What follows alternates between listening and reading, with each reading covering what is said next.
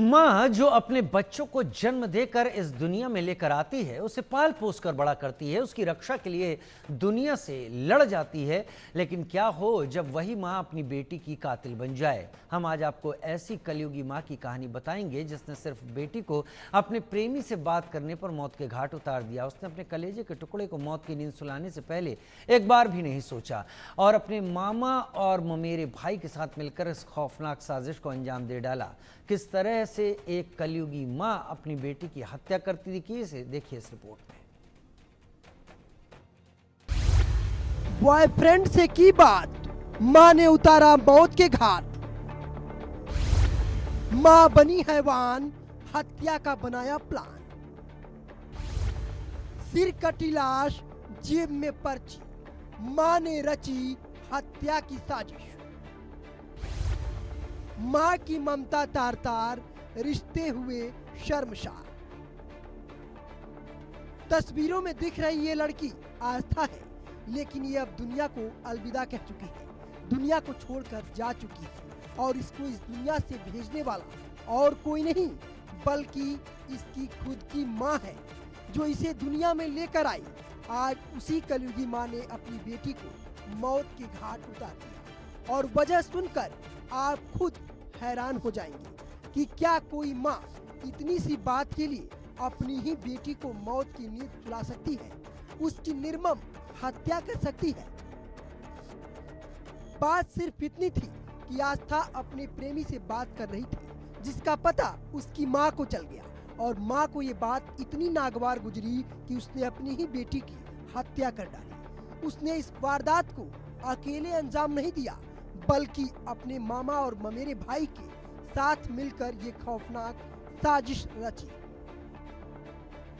कहते हैं कि इस दुनिया में एक माँ ही होती है जो अपने बच्चों के लिए कुछ भी कर सकती है, उसकी रक्षा के लिए दुनिया से टकरा सकती है, उनको बचाने के लिए किसी भी हद तक जा सकती है।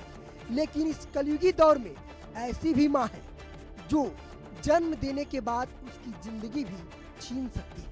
और ऐसा ही कुछ मेरठ में भी हुआ।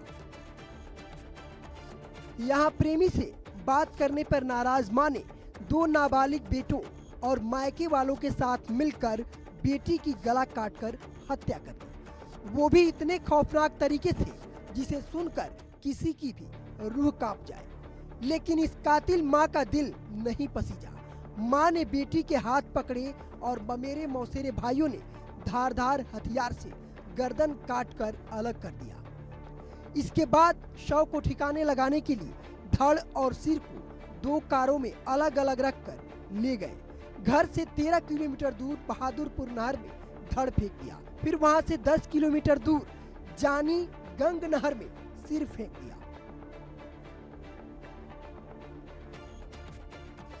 कई दिनों तक जब आस्था घर नहीं लौटी तो सीआरपीएफ में तैनात पिता और परिवार ने पुलिस में शिकायत दर्ज कराई और पुलिस इसकी छानबीन में जुट गई।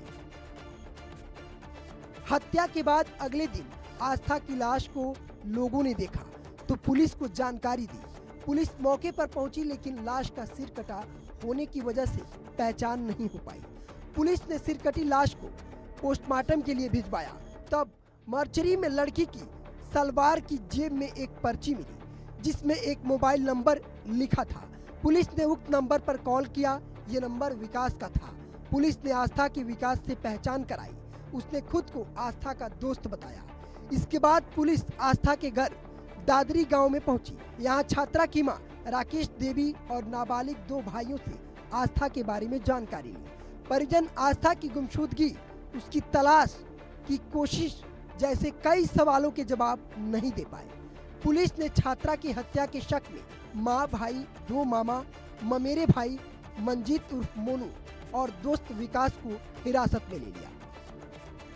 जी, कल एक अज्ञात शव मिला था एक युवती का, जिसमें कि उनका सर नहीं था और धड़ केवल प्राप्त हुआ था। इस पर पुलिस ने तत्काल उस मुकदमे को दर्ज किया और उसमें जांच शुरू की।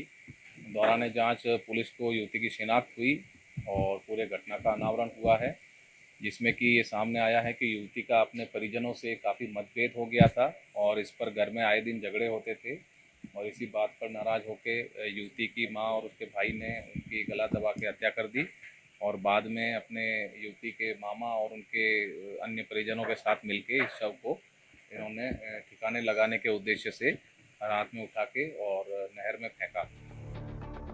सभी आरोपियों को हिरासत में लेकर पुलिस ने सख्ती दिखाई तो उन्होंने अपना गुनाह कबूल कर लिया।